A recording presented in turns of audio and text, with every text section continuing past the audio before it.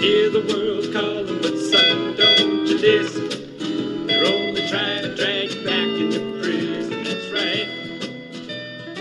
Close enough. Hold on. Here, you come this way. Because Mom Mom wants going to say something. Oh, right. Dad, if you say planning something, on it. if Dad says something, have him shout from over there. All right. Are you recording? Yep. Oh my word! Of course you are. Naturally, as one does. All right. Let's get official. Welcome back to What Have You. I'm just taking Becca's interrupting me already. I'm taking a picture of Rachel's. Oh, I'm Rachel Jankovic. This is my sister, Becca Merkel. Hi, I'm too busy taking a picture. Yeah, she wants to document this fine moment. And we have today our parents as forced guests on the show. Dad's working in the room, but Mom's here to join He's us. present. He's Nancy just, Wilson. That's he's- Dad's knee in the photo that you took, so that's good. So, okay, no, hold on. I just have to say that the photo I took is because Rachel says, "Let's get official," and balances the phone on top of a wine bottle. Which is Nothing but the classiest acts from us. It's what we do. So Anyway, sorry. So yes, we're in Mom and Dad's living room. yeah, this is because we failed to connect it all the other times. In the last episode that we recorded, answering real thoughtfully I some thought questions. it was good. We did a great episode. Becca paused it inadvertently in the middle, and then so we ended up with only the last 17 minutes of the podcast, and we could paused never it. connect the dots. And then we resumed it, and somehow we didn't resume it. We started over, but it was a shame because it Such was. is life. We actually answered some really thoughtful questions people sent in, Yeah. and I think at the end what we saved was the final snort where we'd built up to being ridiculous about some things. So there was no, so Mom, say something since you're Well, here. I was just going to be an audience. But we didn't want you here as just an audience. Watching. One of the things, though, Rach, that I know was on the last one that got deleted was you speaking of your duvet. Oh, okay. So I'll tell you this story. The other day, I feel like there was more involved in this, in about the way my day was going. There was more about the nature of the day. Symbolic? Yeah, it was a symbolic moment. And I go back to make our bed, and we have a down comforter and then a quilt on top of the down comforter. And when I was pulling the comforter, like it had all kind of slid off the end of the bed. So when I was pulling it up, there was a little extra weight on it from the quilt, but nothing that warranted this. I go to yank the down comforter up and just ripped like a 6-inch square out of the down comforter, and just feathers fly in my face. And it was like, I think I may have bonked myself in the face with my fist. Either that or I just did in surprise by what happened, because it's just this explosion of feathers. And then Chloe said, "You have a feather in your eyebrow." And so I stood there over the duvet, and when it was a sort of a stunner. And so then I had to go to Bed Bath & Beyond that day. And when I pulled up, it was after school, so I was like, "Kids, stay in the car. I'm going to just run in and buy a new comforter for us." And I said, "I'm just running in Bed Bath & Beyond." And Shadrach says, "What? I've never been to the bathroom beyond." and then Moses is like, "I've never been. We have to go." I was like, "No, you don't. You do not need to go to the bathroom But you beyond." repurposed it. You repurposed your old down comforter. What into? Into a dog bed.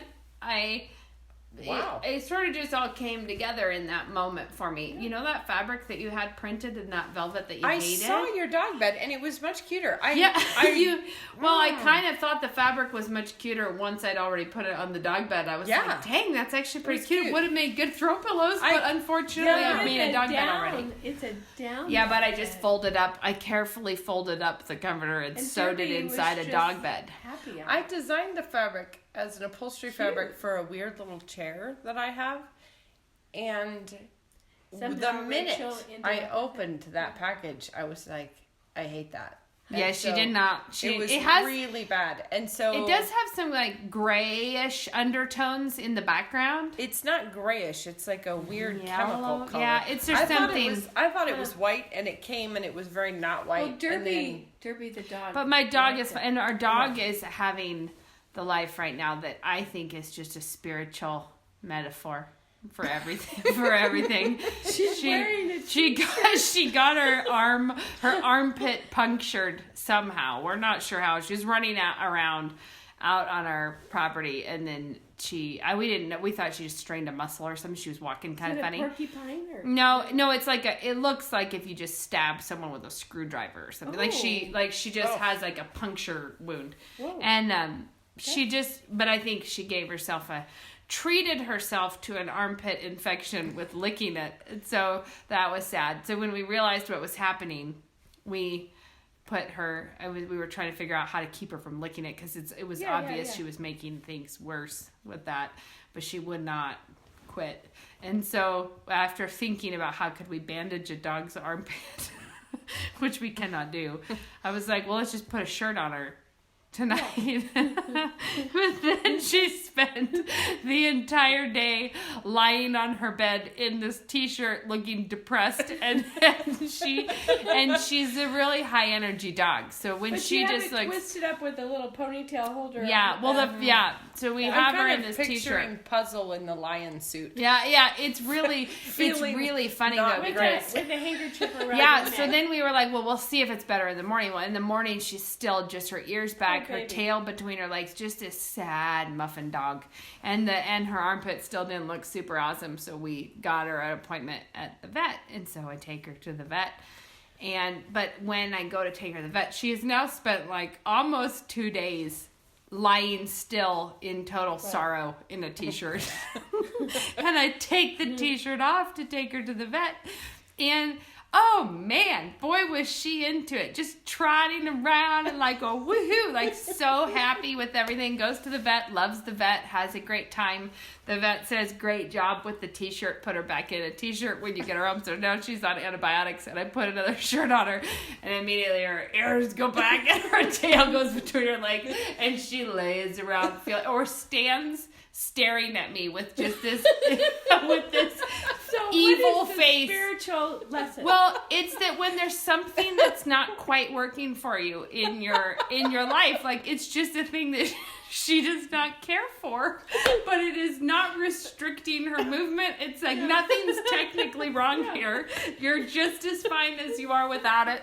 And she just freezes in these positions of sorrow and stares at me. Well, she's just embarrassed. She's shamed. That's what it is. She is shamed. She's no, but embarrassed. you know when you're like, I don't like dog this. wants No. to be seen. No, in and, a well, t-shirt. but she's been having a lot of school spirit with the fight night shirts. She's got her little front legs in the And sleeves. then I'm embarrassed too, because when people come to the door, and she comes, and I have to say she has a wound. I do not put my dog in t-shirts. And now she has a bandana from the vet, because whenever they go to the vet, they come away with the bandana. So she looks just super accessorized. Maybe some sneakers. And I did say to the vet, because the vet tech came in and she was like, so do you have your dog on any supplements? And when Luke was in there one time before, and they gave him the tip that we could probably be brushing her teeth more often, and he was like, I'm sorry, I'm gonna give you the flat face about that. And when I took her this time, they were like, so what supplements are you doing? It was like kind of like, what regime do I have my dog on? A daily milkshake. And I say, we have 7 kids, so she's really a dog. she's living a dog's life, and we just brought her in because of the armpit problem. Okay, but I have been noticing, and maybe this is just around Moscow, but a lot more car stickers. Yeah. That say things like, fur babies on board. Yeah. Or mom And of I just saw three one today that dogs. Or said, dog is my co-pilot. But I was remembering, wasn't that a horrible God is my co-pilot? Which I forgot that had existed. But how bad is that one? Yeah. yeah, but I just mean the whole I'm a mother of dogs. Well, Is a real common one now. I read a while ago now, a couple of years ago, that Seattle had more dogs than children. Yeah. Yeah. When you're in Seattle, you'll drive by places that are like dog birthday party Yeah. palaces. They have I was like, what you restaurants need, it's have like what dog you guys menus. need is some Oh. babies to put things into I know, into it's perspective. like a human need to love Yeah. something and have a loyal, like a horse. This is or the a right dog, time to but mention a that horse is there's an harder. absurd amount of American dogs that are on antidepressants. Oh yeah. And that But is they're because stuck at people home. want the companion, but they are not. And Luke's comment is, isn't that so much better than that many children on medications that, you know. Although, when we were in England, that is a country that does not do bumper stickers the way we do. True, they do not. We, as We never Americans, saw one. I don't understand. Americans see something they find to be mildly witty. So Stick they it. put it on their t-shirt or their car. And I speak as a person who has some children with some witty t-shirts that I Oh bought yeah, for the them. t-shirts make. So- Have you seen the ones that? I got Judah one for Christmas that was surely not everybody was kung fu fighting. There was one. Luke has a t-shirt that says Anthony Rizzo is a great human being or a magnificent human being. One of the Cubs players. It's just Anyway. Why? Why would we Okay, feel so- But compelled? the English bumper sticker, the only one we ever saw, was a dog is not just for Christmas. So they apparently little protest. they feel strongly Well, about I that. should tell you and remind you, because you remember this, for my birthday, when Nate was in high school, he bought me a t-shirt, a Nike t-shirt, I and on remember the this. back Oh, my word. it said, I am Tiger Woods. And it had a picture of Tiger Woods. That is such And- a perfect picture of Yeah. when your teenage son buys you Yeah. something. Right. And I remember, I mostly wore it gardening. I remember One you time, wearing it, yeah. I had to run to Safeway, I had that thing on, and this man goes, so you a golfer? I said, no, I'm not. You're like, no, I'm just the mother of a teenage son who misfired. But he also bought me a Nike ball cap, which I still wear gardening. I think he would love probably still I stand love it. by that. I Tiger kind of Woods wish I t-shirt. still had Except for that thing, Tiger but- Woods went down in infamy after that. Yeah, didn't but he? that was way before then. He was still not. So, So- today, Lena took to school she wore one of Michael Jordan's warm-up jackets to she school. She did. I forgot to ask her what her classmates thought of that It one. must have been a bit like Big. big You're and gonna loose. have to maybe give some background So there. through family connections, Luke's uncle or cousin, or they have a cleaning business in Chicago, and they cleaned Michael Jordan's house after he moved out, and he apparently told them that they could take whatever, they just couldn't sell it, like the stuff that he left. Yeah. But Luke and Mike are both large, but When this you say family. Mike, you Mike don't is mean my brother. Michael Jordan. My brother-in-law. No, not Michael Jordan. I don't call him Mike. We're not that close. Just because I'm just clarifying. Yeah. But Luke is the same height as Michael Jordan, and the family that were the cleaners are not in the league of 6'6" people. So I think they kept some cool items, but the trash bag of Michael Jordan's actual hand-me-downs came to us. And there are a bunch of like really bonzo warm-up jackets in there. Like this one has all these polka dots everywhere and stuff. It's very funny. But it does say on the tag, it has like a little tape thing that says Michael Jordan, and in the tag on the inside it's like Nike customer #1. Like it's clearly his warm, and one sweatshirt still has food stains on it that we have. It's like, man, now I have that, and we'll just treasure that. Why did she wear it to school? I think because it just surfaced in our house, and she thought it would be funny to take it to school. I just found it hilarious how massive they are because They're even though enormous. Luke is really big, they were still huge on Well, him. the weirder part was Michael Jordan's pants. Oh, my word. Because Jordan goes for a high-rise look, and I went and Googled Michael Jordan's outfits after we got these to be like, what explanation is there for this? Because there's a pair of warm-up pants that you would think just like a sweatpant on someone the same height would look Normal. loosely like a normal sweatpant, but nothing like it. And so Luke, I have a picture. I'll drum that up somewhere. Luke pulled the warm up pants up over his t-shirt, and then he likes to say, "I'm the one who wears Michael Jordan's pants in his family."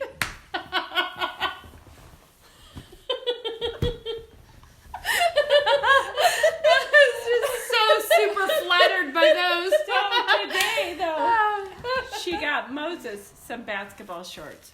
Oh, not today, the other day. And this is funny because this was a sacrifice of mothering. I was at Marshall's and I saw a bunch of little Nike mesh basketball shorts in Moses' The long size. ones, like knee length. Yeah, well, yeah, but they're but I don't care for little boys it's not my favorite garment for little boys, the mesh short situation, but I bought them because I felt that it would be the thing that would be it. And it's true. Moses has not departed from the Nike mesh shorts since I bought them, and he runs around and hits like defensive stance and says his shorts are fast. And he is just like, I am so capable in these shorts. So that was good. I have a suggestion if you're running out of things to say. Well, we should keep you on a little headset for the times we run out. What is your suggestion? What's next week? Grace Agenda. Yeah, we should talk about Grace Agenda. Do it. That's what I was it's thinking. coming fast upon us. Yeah, so that's our local conference is put on by our church every year. This year's theme is Keep Your Kids, and we do a pre-conference for the women on the Friday. So this is not this weekend, but next weekend. Week out. It's a week from tomorrow. Did we any Friday. of us know the date? 5th. We're just 5th speaking. and 6th is the Grace Agenda. And so we're... Yeah, you're right. 5th Yeah. and 6th. And so that's coming, and that will be really fun. I think we're all talking about mothering. The conference is always free. It's every year. If you can't come this year, come some other year. Come visit lovely Idaho. Yeah, It is and lovely, the Idaho, ladies too. pre-conference, we have a little lunch. Yes, and we have a Bible reading challenge party Saturday night, like to meet people And a bunch in of real people life. are coming from From the Bible country, reading challenge. so- It's going to be fun. So I had to say, though, let's see, how much time have we spent? Okay, good. We're fine. So I actually had a topic I thought we should talk about. In Grace Agenda, the pre-conference is all on mothering this year. And that's for the women, and the men have one for pastors. Right. And it's on... Infant baptism. There you go. Oh, yeah. We dialed that in there for answered the question. He's absorbed doing He's other doing work. his other work. He is long since, isn't it our cousin's husband who says that her talking helps him to concentrate on his reading? That's not our cousin's husband. That's C.S. Lewis. And C.S. Not Hitting Lewis Strength. said that, and He your dad says always husbands said... Well, were, our husbands were made to be talked cousin believes this. No, but that I it's used Daniel to- who says it, right? Daniel Well, Newman, or I just saw it's Brooke that Howard. hideous Yeah, strength. right. Yeah, I'm husbands remembering Husbands are that made now. to be talked to. It helps to concentrate That's their right. minds on what they're Okay, reading. so And the yes, sound of okay, it. so Daniel is quoting Lewis. Right. Yeah. Because really, over the years, your dad would sit down to read in the evening, and I'd interrupt him often. And he never, ever minded, and always told me it was fine. And you kids would interrupt him whenever Yeah. you wanted. Such as And he right would now. always, he would always just pause whatever he's doing and whatever. The sound effect of going to bed as a child, though, Dad has read with light blue highlighters for Yes. our whole life. And I remember That's how lying... you'll know if it's an authentic Doug Wilson book at a yard Yeah, sale. you'll have If it blue has blue. highlighter, only blue. Only That's the only blue. one. But I would hear he has the technique of popping the lid off in his mouth, like he pops it off with his whatever. But that sound, like laying in bed, and I would hear that like pop, and then the highlighter on the book, and then snap back on. That's like the sound of that restless. Reminds you And then of your every once in a childhood. while, I remember him Along saying, with- "Hey, put a sock in it." or hold your I horses. have to add to the sound effects there, though. Yeah. is the ticking of that clock. Yeah, that's that was on a the big, yeah, that's true. Granddad's Granddad's that little clock. The little German clock. Yeah. Tick, tick. So what I was going to say we should talk Yeah, about, though, yeah. and this is because it's come up multiple times lately for me that women have reached out to talk about it or called me or needed help with this, and it has just been on my mind, that we're out of the really little kid phase, but that is just a really hard phase of mothering when you have a bevy of children that are all little. And I was thinking, because I have been talking to people lately about this, I thought we've eased off of talking about it because it's not the thing we're doing all the time. But like your big takeaway, the big things that you would say to be encouraging to someone who's really blindingly in the trenches right now, what would you say, Mom? Do you have something? Oh, my to think word. of? Okay, what would I say? Bless your heart. But Amen about that. I would say the same things that you would say, which is it's well worth it. I mean, look what happens. It's not going to last forever. They're growing up so fast. I remember when I would put you in the backpack because I was trying to fix dinner. Just And- look at your child in the backpack and think any minute they might be going rogue on a podcast. I know. Yeah. That's right. That might happen. And just, trying to get things done and just being thankful and enjoying it. I mean, it was really a lot of fun. It was a lot of work, but it was so much fun. You all were such a good time, always. Yeah. And hilarious. Yeah, I remember So like don't one thing. give up and keep your sense of humor, and just it will go. This too will pass. It's gonna. Yeah, like the hard parts will pass. I had I always think of the first time I was in labor, that you think, if you're looking at the clock and doing the math on, like, that's all the progress that we've made in this hour where I almost died. Like, Yeah, that's we right. did not make any progress in this whole hour. And Right. if we keep up at this rate, sometime next Thursday, it might be time to push, where nothing is happening. This is just miserable. And I think that the reality is that it doesn't, the reason I bring that up with toddlers and with babies is you can really be thinking this is going to be so many years of this when you're in a moment that I know. feels so hard. And Right. but that the reality is even within that, just keeping your head down and working hard and being cheerful, God gives you footholds and Right. gives you second winds does. and gives you moments of, But don't forget how much fun it is. oh yeah, And there's totally. nothing more wonderful than little people. And that these are your favorite people in the whole world. And really hilarious little people. And I They're do feel so like funny. you know that you've lost your way and your perspective and your sanctification when you find yourself breaking out sarcasm at the 4-year-old or whatever. right, you know right. what I mean? Like, So you thought that would be a good idea, did you? Yeah. That was the one And that I so- told you. The moment where I pulled myself up short with the Right, like, yeah. am I really about to tell these children that they can never have curtains again? I remember that. You are disqualified from a life with curtains. But that's the thing is some of the roughest moments are now the funniest Funniest. stories Oh, I in the know. whole world. Yeah. they are. But I just mean that, like, when you really lose perspective is when you find yourself being like, really stinky at a small toddler. I was going to say another thing that I have really found is, like, one of my tips for new moms is always make sure right when you're entering life, like, I mean, with your more than your first child, but you have a new baby and there's a toddler and a new baby. Make sure the toddler knows right off the bat that you will put the baby down and come get them. Like, communicate yeah. Oh, clearly right away that this is not now a safe zone for you to do anything you want to, while I just sort of object to you from afar. Right. Where it's like, don't do that. Stop being rude. Stop doing that to your Basically, sister. Don't do that. But never yeah. coming and I will Kids put the know baby that down. you're like, don't Yeah. make me get up off this couch. they find the seam Yeah. real fast. Yeah. Like real fast. Yeah. And I can remember bringing when I would be nursing the twins, which, let's be real, that was absurd. And when in that situation where I felt like I was getting stuck inside a basket of puppies. It was like, because that nursing pillow was like the size, this huge nursing pillow. And then the two toddlers on the other, it seemed like a world away, misbehaving. Not the toddler's nursing. no, the twins were nursing, but the toddlers were messing around, being bad, Right. beyond all these infants that needed care. And I can remember bringing the girls, the big girls, over to apologize to the screaming infants for having interrupted their lunch. Like, I was like, and you will come say that you were sorry to the babies, because there would be these two red-faced, flipped-out infants on the couch. It was not a chill feeling. That was not chill. And I remember thinking that I had to consciously turn off in my head.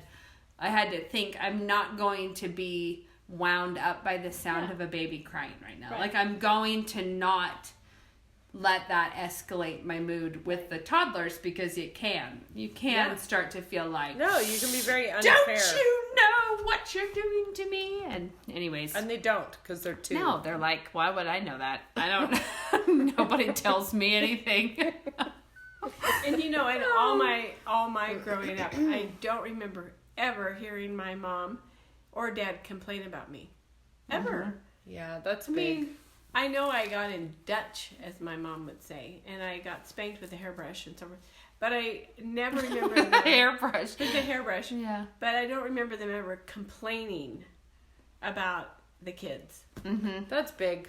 That's Yeah. a thing people should They cease, just thought we were so much fun. cease They immediately. Yeah. took us places. They taught us good manners. They would take us out to dinner and get us all dressed up, and we would go and we would do, That's fun. That and- is fun. That's very We cool. had Yeah. with one time I was in the line at Starbucks with the stroller and the two, I was like a lot of children I had with me, and the man in front of me was like turned around to be like, oh my word, like, you are just out of your mind, like, I can't even deal with one, and look at you with 5 or 4, however many it was. And he just had a lot to say about the grievances in his life with his one child. And then he turned around and one of the kids looked at me and said, well, he was weird. And it's like, well, did you think they didn't have ears? I mean, like, they're all just there standing watching like, that guy's got problems. But I think how worse it would be if they were standing there listening to me say, oh, I know. Like, this is exhausting Well, I and always terrible. feel I haven't like- slept since 1993. Right, Like, but to hear a mother complain about her children, Yeah. especially when they're present, but even when they're Yeah. not, it's just like, are you serious? Really I mean, horrid. These are your most precious people on the planet, and you're going to talk about them like that? It's like, that's how you're going to make them not your most precious people on the well, planet. true. It's That's on true. the fast track to nobody getting along. Right. But I do think there's a lot to be said for just recognizing that it's not going to be easy, especially if you have your kids close together. You have those phases Sure. where things are And intense. you have a bunch of and them. is going to be ridiculous. And I love that meme that says it's like trying to brush your teeth while you're eating Oreos.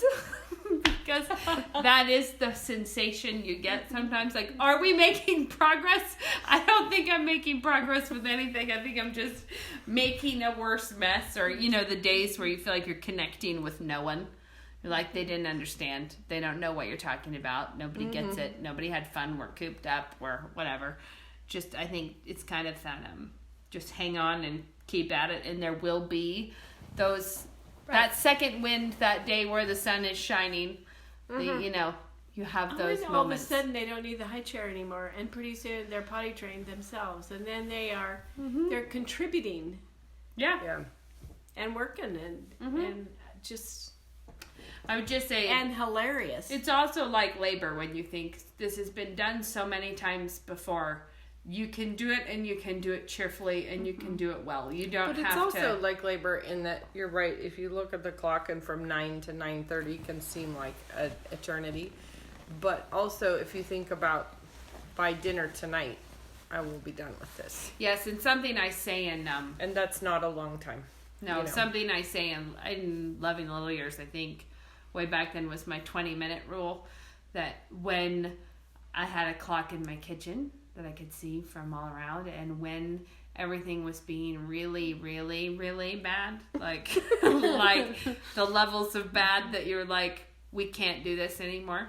This has to stop. We cannot be expected to live like this.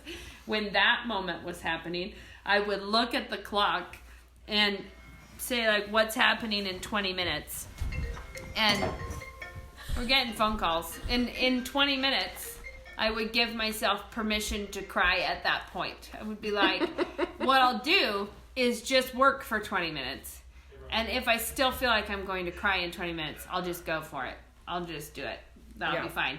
And I don't remember ever actually crying 20 minutes later, because the reality is in 20 minutes you can make yourself a cup of coffee, you can change the diaper, you can discipline the bad person, You can take 3 deep breaths you can on the clean front up porch. you can clean up the accident, you can eat a cheese stick, and then maybe get people into bed, and then you sit down and you think that wasn't so bad, but if you cried 20 minutes ago, you would have shot your whole chance to get through the problem.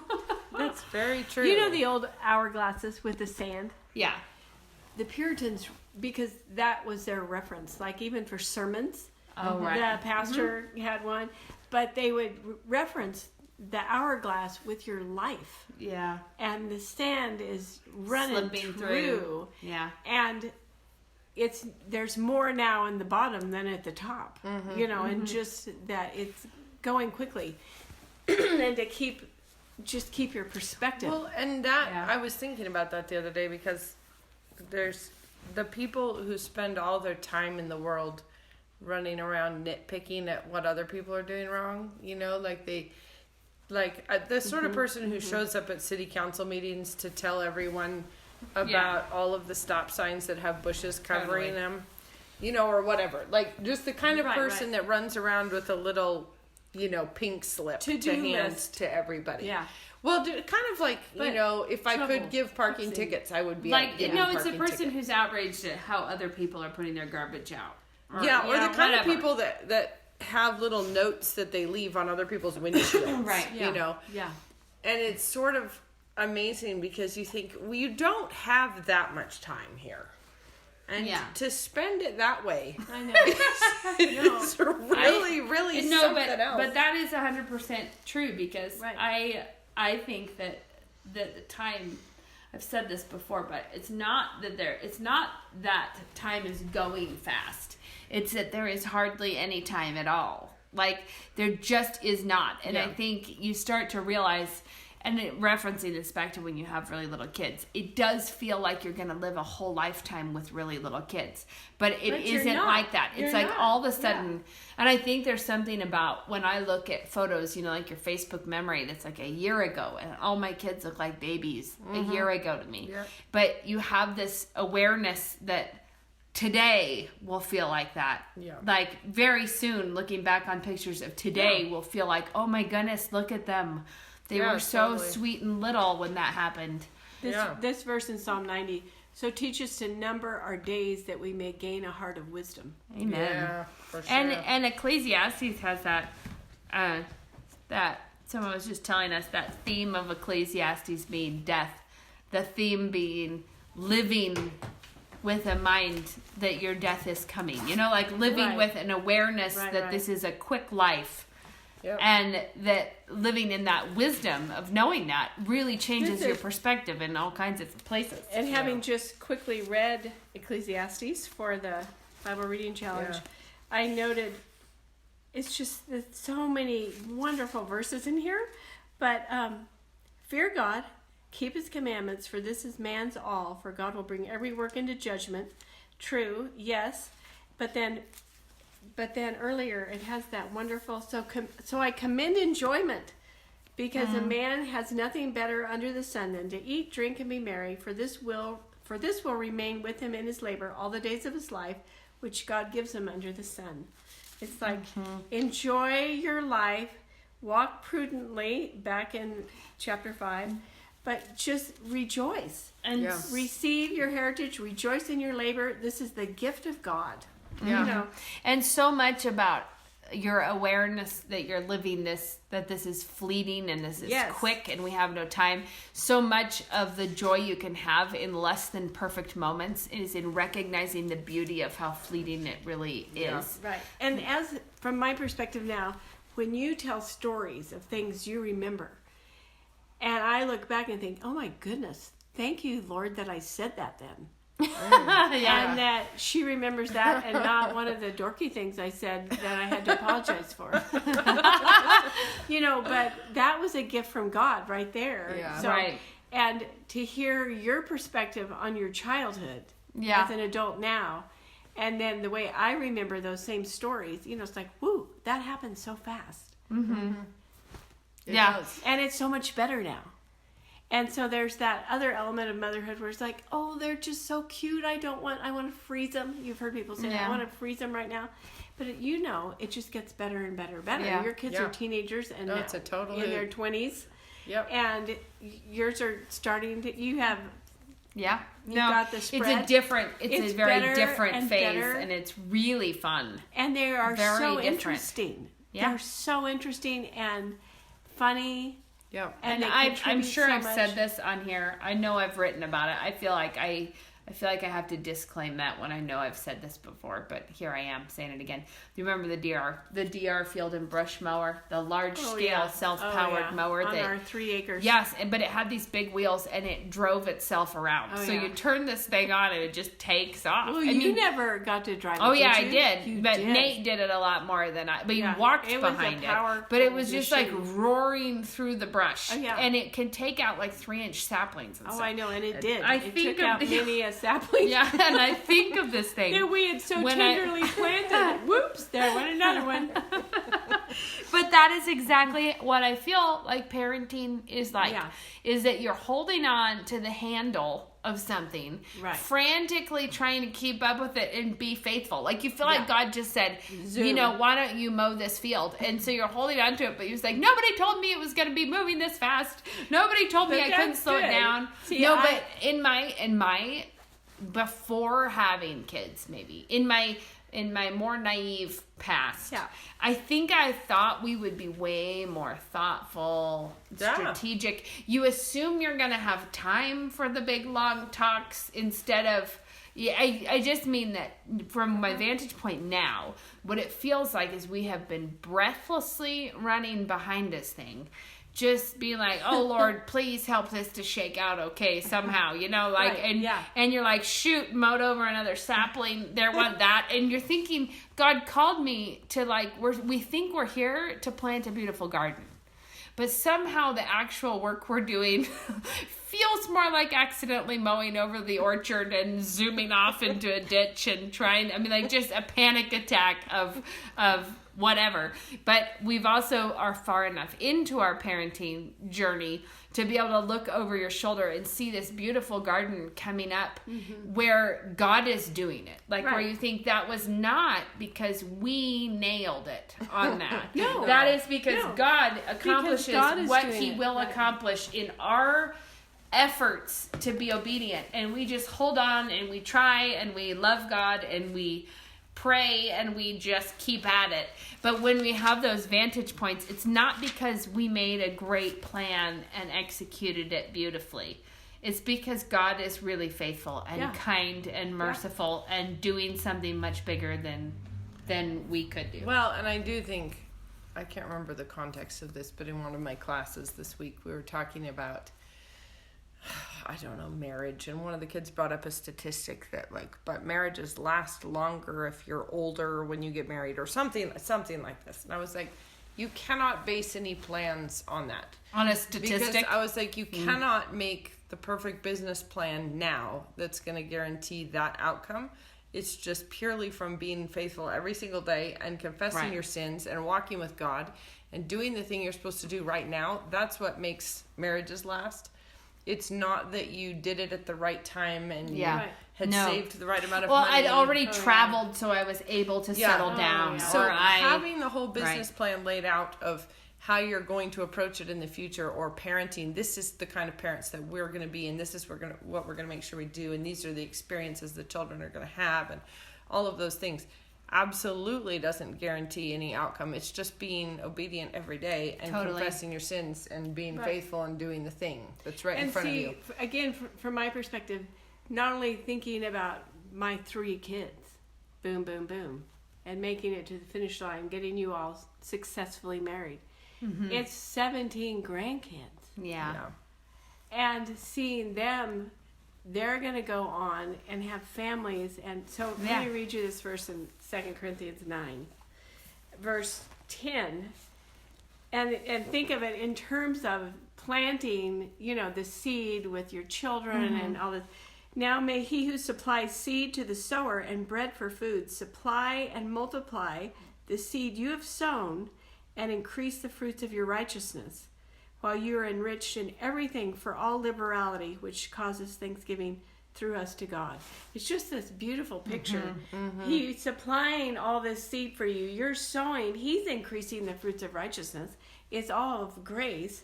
And you are so enriched, you're giving it all away, the liberality, giving yourself to your kids, giving yourself to your future grandkids, because you're sowing seeds right now that are going to be the grandkids. The 49 grandkids for Rachel, and you're only going to have 35. Oh, dang. If everyone really achieves for us. I think the whole concept is so beautiful that it's God uses our faithfulness, but we aren't using our faithfulness to accomplish our ends. He's doing we it. offer our faithfulness to God, and God accomplishes great things. I think most of the time what we're doing is pouring a lot of water on the altar. Isn't that the truth? And the God continues to light the altar up, even though we are bringing so much to it. He's the one who's increasing the fruits of our righteousness, as we aren't. Oh, no, totally. And so child rearing is a good work, and it's work, and it's good, and it's one of the good works we're called to do. And we don't have to go out trying to volunteer someplace to do some good works when we have children we're bringing up. That is an essential good work. And I think just in what we call the sweaty eyeball phase of parenting, it was so stressful, even your eyeballs were sweating. We fondly remember it that way.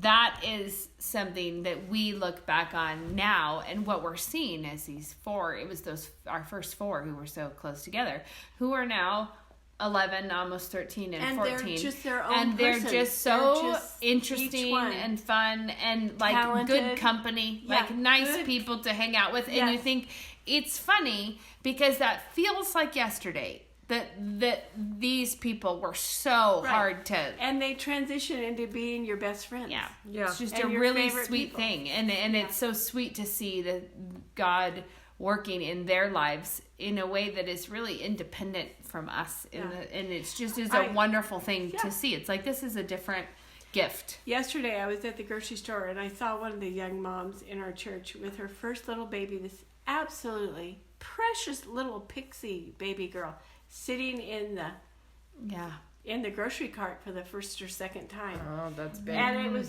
so cute, and she's just beaming. Yeah, feeling big about her life. She's the size of a pea. I mean, tiny. and I just saw that, and I just thought of her future.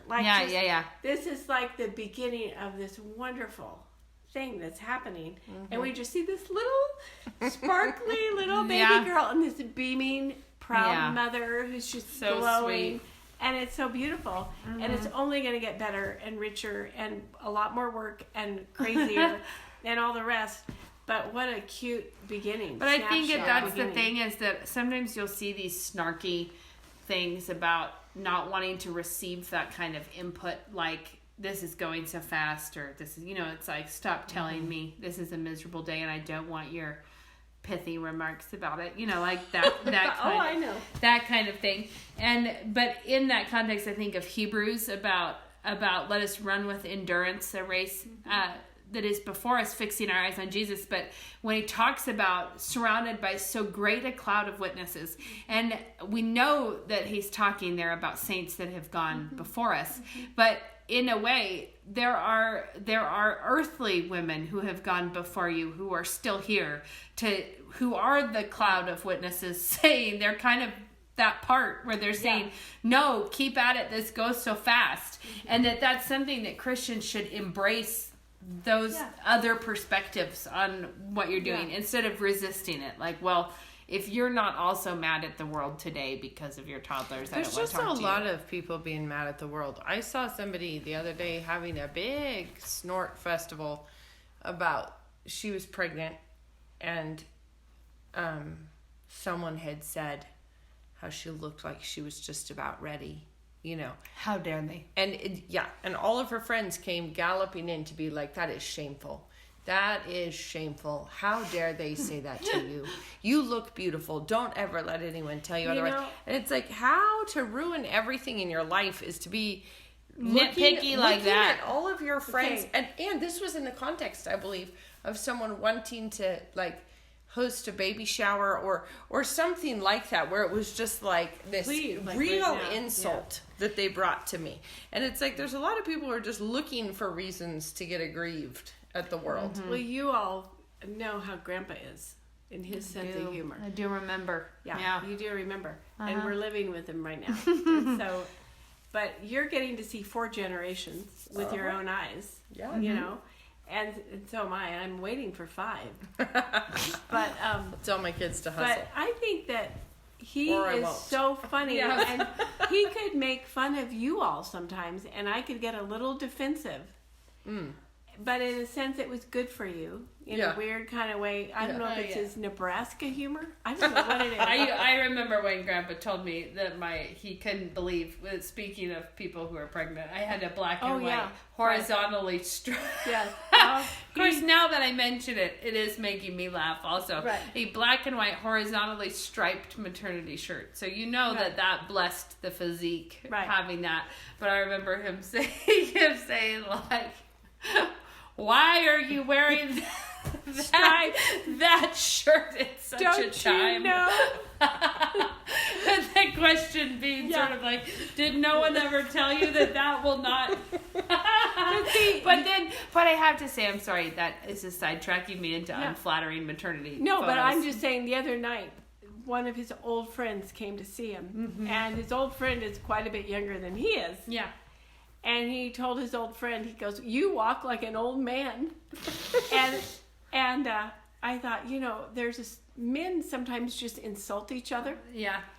And here's Jim in a wheelchair making fun of a guy who's old. And I just thought, but there's something good about being able to take a little bit of. Oh yeah, I remember. It's just affectionate. I know when I was huge with the twins, people would try to go the other direction. We all knew I was huge. I was huge. And people would say like, oh, I was this size in the first trimester with my first. And I remember just starting to feel like, liar. Like, well, nobody was this size. Also, let's not pretend that if someone comments on how big you are when you're pregnant, even if they do it in maybe not the most tactful way, it's not body shaming. So let's not pretend that's body shaming. I actually felt like when people would just say, oh my word, you're huge, I actually felt like, right? I felt kind of vindicated. Am I right? Because I thought so too. Like, what I saw when I saw this was huge. But of course I know I have my husband said when we were in the ultrasound and found out we were having twins, my husband said, you are going to have stretch marks on your forearms after this. And I just, what you needed. Well, I was laughing about it. It's funny, but I was huge. But speaking of flattering photos, I don't know that it could have helped if anyone told me at the time. But there were very few maternity shirts that would accommodate me. Oh, honey, I do remember. Very few. We were really up against the market with the twins on maternity shirts. And so there were some, it was like a Gap maternity, black, cabled turtleneck sweater. And I wore it. That sounds so claustrophobic, just I can't even stand Well, they were born in that November. Even sounds. Yeah, they were born at the end of November. So it was towards the end. It was cold. Okay. And it was like a cotton turtle. It was like knit, like a sweater. It was not fuzzy or anything. It was just a cotton. Yeah. But it was one of the few things that really... Well, there is a picture of me sitting on Mom's couch. Oh, I wept when I saw that. Hugest belly. And then it looks like just a floating head sitting on top of this enormous belly because it was a black turtleneck. So all you really could see is like my chin and my hair and a huge... I look like a volcano or something. I do remember that picture. Most enormous belly. It was just like, oh they were big My word. people. They were not little. They were born at 38 weeks, and they were both they're 7'2" and 7'9", so Yeah. they were full size. There was a lot of Chillin'. There was a lot of baby in there, and I There can was. remember, that times when you're big pregnant, when you have a contraction and one side of your stomach like sucks in, you can like actually really see where the baby is, like you really can see the baby body. I remember that happening with the twins when I would have a crazy contraction and one whole side of my belly would cave in, and it was like Titus was just in the middle and Chloe was like off on my hip wow. practically. Like it was not at all where you think, what are you doing over there? Why are you not more centralized? It would just be like, and then you look you have a huge belly that's way off kilter. Like it's just, it's like, we misfired. We don't know where we put these babies anymore. Anyways, funny. but now they're 11. God is good. Yeah, he is. Is it time should for have us a to wrap tip, it up yeah. with a tip? Yeah. All right. You have a tip, Mom? Do you always think about our tip shortage? And I do, but you don't want to hear it. Yes, we you do. don't want to Give me hear a the tip. tip? Give us a Doug tip and we I don't are wanna in hear. elder care now, taking care of. Oh. Okay, so maybe we don't need Yeah, to hear let's Mom's skip that commode one. tip. So Maybe. let's see if I have another one. I bet I have another one, but you go first, and I'll think of one. You have one this week, Beck? Why do you have to ask me these questions? You start. I actually think tip. this was A Becca's tip. idea in the first place to have a tip. Well, we may Well, have been, but I I think think we my should idea have- was you have a tip. We should have security cameras so our tires don't get slashed. Well, that's true. Someone's been slashing Somebody's tires. been doing it. Someone's being a little bit of a pill in the neighborhood lately.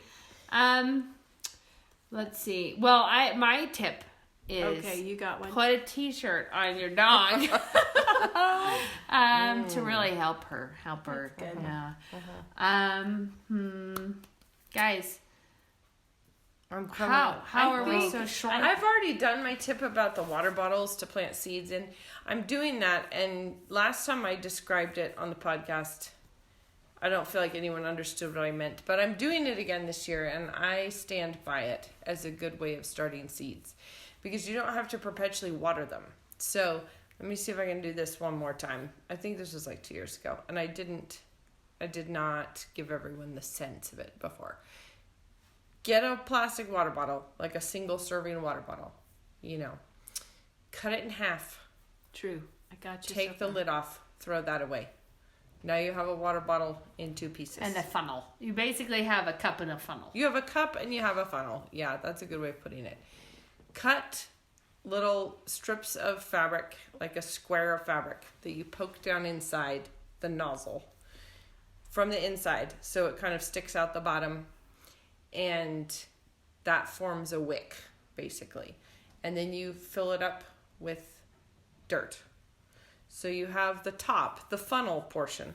You plug the bottom of the funnel with fabric, sticking out a little bit, and then you fill it with dirt, and then you plant your seed there. And then the bottom cup half, you put water in it, and then you set the top inside, and the wick sucks the moisture up into the dirt and keeps it in a nice damp Wow. thing. And then you only have to refill the bottom with a pitcher or something every week, and it's fine. And you don't have to fiddle around washing your seeds away by pouring water Where on do the you top. store all these things? I have a shelf with some grow lights Oh, upstairs. that's it. That would be nice. And so I have a random bunch of artichokes and beets and butter lettuce Fun. and Yeah, that is fun. what's the other thing I I planted? thought of- Something. I thought of a tip, which is a good old reliable recipe source is King Arthur flour. But one thing that I like them for lots of things.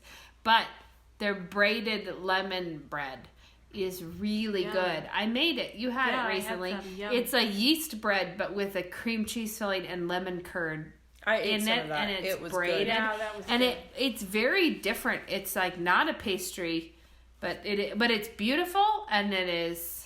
And one thing I Really learned, yummy. one thing I learned in that recipe was to double stack a cookie sheet to keep the bottom from scorching. You just insulate it with extra cookie sheets. which I thought It was doesn't have interesting. like coarse sugar or something on top. Yeah, I actually ordered pearl sugar because it's that pearl sugar, but the last time I did, I used that raw sugar, just like a bigger crystal of sugar. It was but good. it's like an interesting, beautiful bread that is well worth having in your. Well, it's almost time to plant your wheatgrass if you want to do that for Easter. yeah. Easter, And yeah, I that's always planted fun. some a couple weeks ago, so mine is about 5 inches Mom, tall. you should tell your tip about the snowdrops. Was that maybe we should have that another so time? It's so cute. cute. Well, it's just where we're living at my father-in-law's house. Out in front, it's an old house.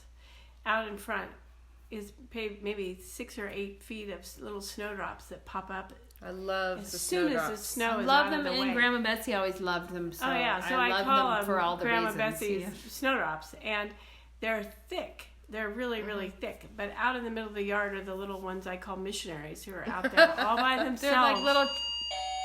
But that's Grandpa calling your dad. Oh, So, okay. Nice. And so the little missionaries are out there all alone out in the middle. I know, of the but yard. I love the ones that have a trail behind And some of them have Yeah. a little single file line Yeah, I coming love it. out. Like to they've join gone them. marching out into But the world to spread the it's- good news of spring. It They're is marching so to Zion. Yeah, they totally it. are. And I if love you it. plant a few of those, they multiply. Yeah, So that, love but part of the thing you have to say that makes that so poignant is that this house is really the old missionary's house. It Like is. having the little It is. missionary snowdrops I know. is a very symbolic Yeah. situation going this on is here. the house where, people Yeah. just drop in and ask if there's anyone that can drive them to the post office. Yeah. People Or they come by basically for ring- Bibles in other languages, Yeah. or They the come bitterness by- Just booklet. ring come the by bell for to free say, lit. "What must I do to be saved?" Yeah, that too. they intuit that I this is felt where like I'd really for sure grown into Grandpa's likeness when I went on a trip and I gave a book away to someone Yeah. next to me in the seat on my way there, and I gave a book away on my way back, and I thought, it's just Turning happening. into It's just Grandpa. happening. Yeah. It's true. All right. Well, thank you all Thanks for. including Yes. me Mom, it was tonight. fun. I'm It's glad fun. that you do could it be here. All right. Yep. Out of the Until car. next time. Bye. Bye bye.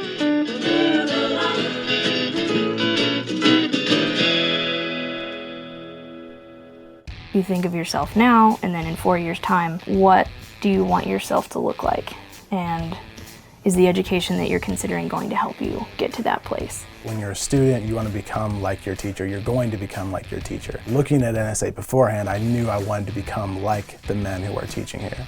Fireman, husband, father, doctor, no matter where you want to go, NSA is just such good preparation for the person that you want to be. If you want to be an effective Christian, you need to be able to lead and shape culture.